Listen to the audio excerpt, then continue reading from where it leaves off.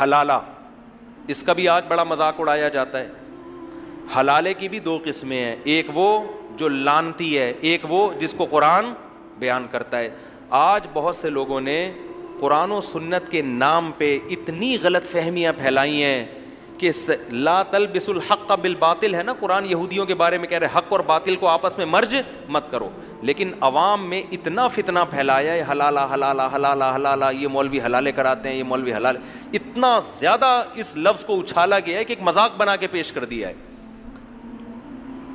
تو ان آیتوں میں اللہ نے حلالے کا کانسیپٹ بھی پیش کیا ہے کہ اگر مرد نے 3 طلاقیں دے دی ہیں، 3 طلاقیں دینے کے بعد عورت اب اس مرد سے دوبارہ نکاح نہیں کر سکتی. اسلام آپ کو طلاق کے لفظ سے کھیلنے کی اجازت ہی نہیں دیتا ہے، اس کو مذاق نہ بنایا جائے. تاکہ عدت گزرنے کے بعد عورت آزاد ہے. اللہ میاں کہتے ہیں اس کے علاوہ جہاں چاہے نکاح کرو، اس سے نہیں ہو سکتا نکاح تمہارا.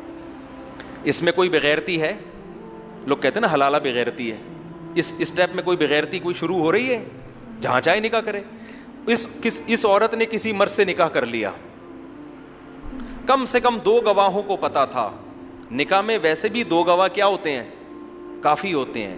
اگر کوئی پوری دنیا کو بتائے بغیر کسی مجبوری سے 2 گواہوں کی موجودگی میں چھپ کے نکاح کر رہا ہے، دوسری شادی میں اکثر 2 گواہ ہی ہوتے ہیں. ان کو پتا ہے 2 کے 4 ہو گئے نا تو 4 پورے محلے کو بتا کے پٹوا کے ہونے ہی نہیں دیں گے. گواہ جہاں آ گئے وہاں بغیرتی ختم. 2 بندے ہیں، پکڑا جاؤں گا تو بتا دوں گا بھائی یہ 2 میری شادی پہ کیا ہیں؟ گواہ ہیں. تو اگر کسی عورت نے 2 گواہوں کی موجودگی میں کسی مرد سے نکاح کر لیا تو یہ مرد اس کا شوہر ہے. اس شوہر کا اس عورت کے قریب آنا بغیرتی نہیں. یہ شوہر اس کے قریب آیا، اس سے ہم بستری کی، کوئی بغیرتی نہیں ہے. لوگ اس کو یہ تعبیر کرتے ہیں ایک کی بیوی دوسرے کے بستر کی زینت بن رہی. ابے اس کی بیوی ہے نہیں، یہ صحیح ہے نا، وہ تو طلاق دے دی، ختم ہو گیا اس کا رشتہ. ابھی اپنے شوہر کے گھر میں ہے. یہ ہم بستری کرنے کے بعد عورت کو یہ اختیار ہے کہ اسی کے ساتھ زندگی گزارے. اور جیسے حضرت جمیلہ کو اپنے شوہر پسند نہیں آئے، ان کا ارادہ تھا کہ میں شوہر بدل لوں، تو اگر اس عورت کو بھی خیال آتا ہے کہ بھائی میرا پہلے والا شوہر مجھے یاد آ رہا ہے، میرے چھوٹے چھوٹے بچے ہیں، اگر میں اس شوہر سے طلاق لے لوں اور میں پہلے والے سے نکاح کر لوں تو اس طلاق کے مطالبے میں بھی نہ کوئی بغیرتی ہے نہ کوئی شریعت کی طرف سے پابندی، کیونکہ اس طلاق کی بھی کوئی بیس ہے اور عورت اس پہ مجبور بھی نہیں ہے. بھائی اس کو کس نے کہا مجبور؟ نہ اس نے کوئی شوہر سے پہلے ایسا ایگریمنٹ کیا ہے. اگر وہ ایگریمنٹ کر لیتی تو یہ ناجائز ہو جاتا. نہ اس نے ایگریمنٹ کیا ہے، لیکن وہ چاہ رہی ہے کہ میں پہلے والے کے پاس چلی جاؤں. اور حدیث سے یہ بھی ثابت ہے، صحابیہ نبی کے پاس آئیں کہ میرے شوہر نے مجھے 3 طلاقیں دی تھیں، میں نے دوسرے شوہر سے نکاح کیا، لیکن دوسرا شوہر نامرد ہے، وہ مجھ سے ہم بستری نہیں کر پاتا، میں اپنے پہلے شوہر کے پاس جانا چاہتی ہوں، کیا میں طلاق لے کے جا سکتی ہوں؟ تو نبی نے تو یہ نہیں کہا یہ تو تم بڑی بے شرمی کی معاذ اللہ بات کر رہی ہو، تم اس سے طلاق لے کے دوبارہ پہلے والے کے، یہ تو غیرت کے خلاف ہے. کوئی غیرت کے خلاف نہیں ہے. ان کو بھائی پہلا شوہر یاد آ رہا ہے، ان کو احساس ہو گیا غلطی میری تھی. تو اب یہاں اگر عورت اس دوسرے شوہر سے طلاق کا مطالبہ کرتی ہے، شوہر ہم نبی نے تو فرمایا نہیں جا سکتی کیونکہ میاں بیوی میں ریلیشن نہیں ہوا. تو اب اگر یہ خاتون اپنے شوہر سے طلاق کا مطالبہ کر لیتی ہیں، وہ اگر کہتا ہے میں طلاق نہیں دوں گا، اب دوبارہ مطالبہ کرنا کیا ہے؟ بغیرتی. جب وہ نہیں چھوڑنا چاہ رہا تو اس شوہر کا حق، ابے بھائی جس کے پاس رہتی ہے اس کا حق ہے، یہ پرانے والے کا حق ہے، جو رہ رہی ہے اس کا حق ہے نا. اب اس کو خوش رکھو، وہ دے دے تو اس کی مرضی ہے، نہیں دے تو بس صبر کرو. اس کو تنگ، اس کو بولو بس ٹھیک ہے میں آپ کے ساتھ خوش. لیکن اگر وہ دے دیتا ہے، وہ کہتا ہے یار نہیں رہنا چاہتی تو میں کیوں رکھوں، تو اس میں بھی کوئی بغیرتی بولو نہیں ہے. پھر اگر یہ طلاق دیتے دوسرا دے دے، پھر یہ عدت گزارے، عدت گزارنے کے بعد ساری دنیا میں جس مرد سے چاہے یہ نکاح کرے، اس میں کوئی بغیرتی نہیں ہے. جب ساری دنیا میں جس مرد سے چاہے نکاح کرنے میں بغیرتی نہیں ہے تو اپنے بچوں کے باپ سے نکاح کرنے میں کیوں بغیرتی ہے؟ نہیں یاری میرا خیال ہے بات سمجھے. وہ اس مرد کو اس لیے ترجیح دے رہی بھائی یہ میرے بچوں کا کیا ہے؟ باپ ہے. اور آئندہ اس نکاح میں طلاق کا امکان بھی کم ہے کیونکہ حلالے کا جو مقصد تھا وہ حاصل ہو گیا ہے. عورت کو بھی احساس ہو گیا اور مرد کو بھی احساس ہو جائے گا. اور مرد بھی پابند نہیں ہے دوبارہ اس سے شادی کرے. وہ کہا میں نہیں کر رہا, میں نے تو تمہیں چھوڑا اس لیے تھوڑی تھا کہ میں کروں گا تم سے نکاح. لیکن آج اس کو بھی لوگوں نے کیا بنا کے پیش کر دیا ہے, ایک مذاق بنا دیا ہے. یہ عورت پہ ظلم اس وقت ہوتا جب اسلام عورت کو مجبور کرتا کہ تم نے یہ سب کچھ کرنا ہے. تمہارے شوہر نے 3 طلاقیں دی ہیں, لہذا عدت گزارو گی, تم دوسرے شوہر کے پاس جاؤ گی, وہ تم سے ریلیشن قائم کرے گا, پھر وہ تمہیں طلاق دے گا, پھر تم عدت گزارو گی, پھر پہلے سے نکاح کرو گی. اسلام نے کسی اسٹیپ میں عورت کو کہیں بھی مجبور نہیں کیا. ایک پابندی لگائی ہے, پرانے والے کے پاس نہیں جا سکتی, بس جہاں چاہو شادی کرو, اسی کے ساتھ رہو. طلاق لینی ہے نہیں لینی تمہیں اختیار ہے, لے لیتی ہیں اس کے بعد دوبارہ پرانے سے کرو, نئے سے کرو, یا کسی سے بھی نہ کرو, یہ سب تمہیں اختیارات ہیں. تو مجبور کہاں کیا اسلام نے عورت کو اس میں. لیکن غیر مسلم بھی اس کو ایک تماشا بنا کے پیش کرتے ہیں. اور جو آج کل کے اسکالرز ہیں جن کو اسلام کا پتہ نہیں ہے, وہ علماء کا مذاق اڑاتے ہیں. تو حقیقت میں وہ کس کا مذاق اڑا رہے ہیں؟ قرآن کا. اب سوال یہ پیدا ہوتا ہے اسلام نے یہ رکھا کیوں ہے؟ اسلام نے طلاق کی روک تھام کے لیے رکھا ہے تاکہ لوگ طلاق کے لفظ کو مذاق نہ بنائیں. ورنہ زمانے جاہلیت میں یہ ہوتا تھا, دھڑ دھڑ دھڑ طلاقیں نکالیں پھر شادی کر لی, پھر طلاقیں نکالیں پھر شادی کر لی. عورت کو ایک عجیب اذیت ہوتی تھی طلاق کے لفظ سے. تو معاشرے میں چند لوگ عبرت کا نشان بنتے ہیں, 10 آدمی عبرت کا نشان بنتے ہیں, اور 10,000 کو ان کے عمل سے عبرت حاصل ہوتی ہے کہ یہ لفظ زبان سے نکالنے کا نہیں, اس کی اللہ کی نظر میں بڑی بھاری اس کی حیثیت ہے. یہ لفظ نکلے گا تو اتنے آرام سے بیگم ریورس نہیں ہوگی, سوچے گا 100 دفعہ. اسی وجہ سے اللہ کے انہی احکامات کی برکت ہے کہ طلاق کا لفظ بہت آسان مگر طلاق کا ریشو بہت کم ہے اسلامی معاشرے میں. یہ انہی احکامات کا نتیجہ ہے. اور جن معاشرے میں 3 طلاقوں کو ایک قرار دینے کا رواج ہے نا, ان میں دھڑا دھڑ طلاقیں ہوتی ہیں, کیونکہ ان کو پتہ ہے جب چاہو جہاں سے چاہو فتویٰ مل جائے گا اپنی مرضی کا. اللہ نے طلاق کے حکام بیان کیے, وَبُعُولَتُهُنَّ أَحَقُّ بِرَدِّهِنَّ فِي ذَلِكَ إِنْ أَرَادُوا إِصْلَاحًا,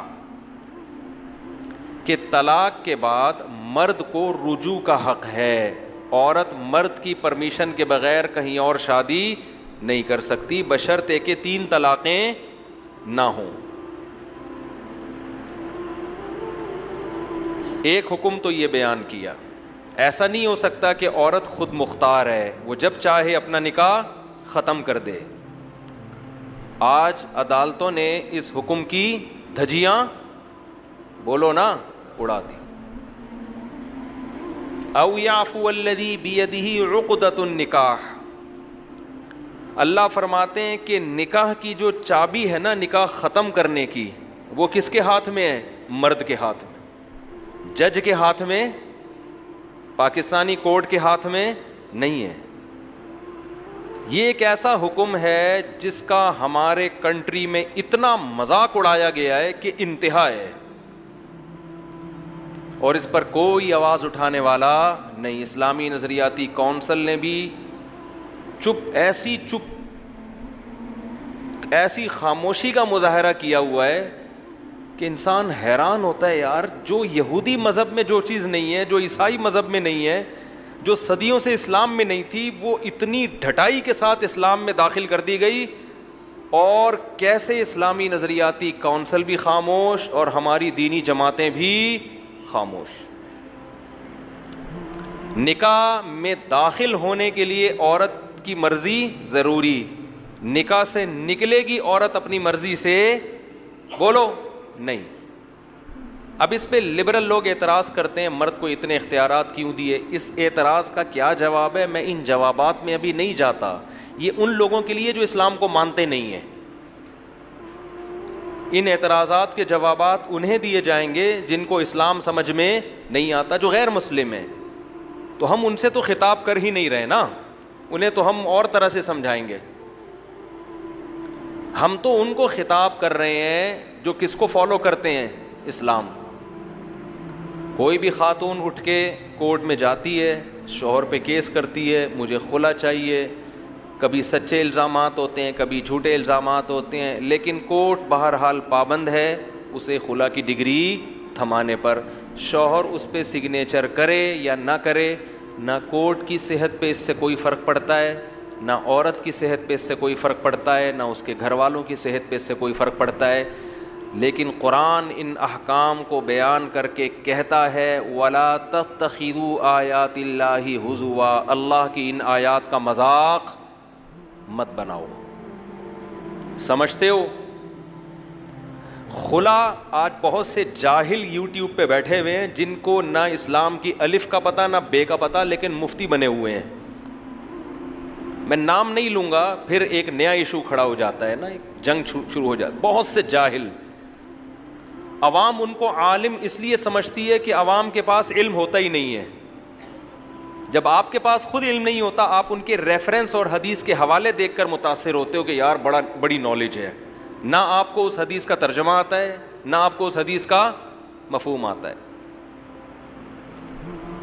بعض جاہلوں نے سورہ بقرہ کی ان آیات سے استدلال کیا ہے کہ عورت کو خلا کا حق ہے، اور سورہ بقرہ کی آیتیں میں ابھی آپ کے سامنے پڑھوں گا